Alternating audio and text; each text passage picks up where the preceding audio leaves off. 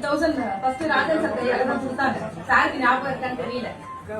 ஏன்னா அந்த stress type வந்து பாத்தீங்கன்னா எனக்கு சொல்லுவாங்க எண்ணம் தான் வாழ்க்கை அப்படின்னு சொல்லிட்டு. நான் ஒரு ட்ரூ ரிலேஷன்ஷிப் கான்க்ளவ் அப்படின்னு ஒரு ட்ரைனிங் போயிருந்தப்போ முதல்ல உங்களோட ட்ரீம் லிஸ்ட் எழுதுங்கன்னு சொல்லப்ப அது கடை சொல்லி ஒரு பிரிண்டிங் சென்டர்ல போயிட்டு எனக்கு ஏதாவது ஒரு காரை போட்டோ எடுத்து கூட 2 கார் போட்டோ எடுத்துட்டாங்க. First car Nissan sir.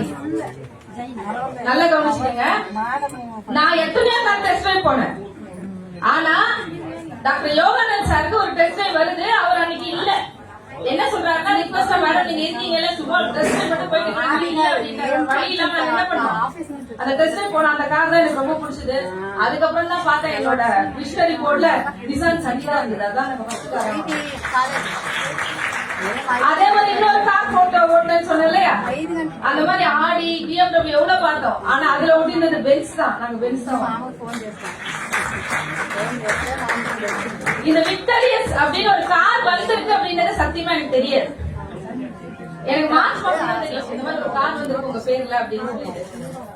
Victoria அப்படின்னு ஒரு எழுத்துல மாற்றம் அப்படின்னு சொல்லிட்டு. ஃபர்ஸ்ட் எத்தனை பேர் வீட்டுல லேடிஸ் பேர்ல ஒரு கார் வந்தா வாங்க அனுமதிப்பாங்க சொல்லுங்க. ஏங்க எவ்வளவு சம்பாதிச்சாலும் அனுமதிப்பாங்களா? காரே லேடிஸ் பேர்ல வாங்க மாட்டாங்கன்னு சொன்னாங்க. கரெக்டா? நான் சொல்லிட்டேன் இந்த கார் நான் வாங்குவேன் அப்படின்னு சொல்லி. இது நெட்வொர்க் மார்க்கெட்டிங் துறையில மட்டும் தாங்க சாப்பிடும். முதல்ல எத்தனை பேர் பேர்ல கார் வரும்னு தெரியாது. என் பேர்ல வந்துருச்சு. கரெக்டா? நான் மாருதி ஷோரூம்ல போய் முதல்ல கேட்ட கேள்வி என்ன தெரியுமா, அந்த எஸ் எடுத்து ஏன் போட்டுக்கலாமான்னு கேட்டேன். அவங்க சொன்னாங்க நீங்க வாங்கிட்டதுக்கு அப்புறம் உங்க கார் தாராளமா போட்டுக்கங்க, எங்க பிராண்ட்ல விக்டோரியா ஒரு கார் இருக்குன்னு தெரியணும் அப்படின்னு சொன்னாங்க.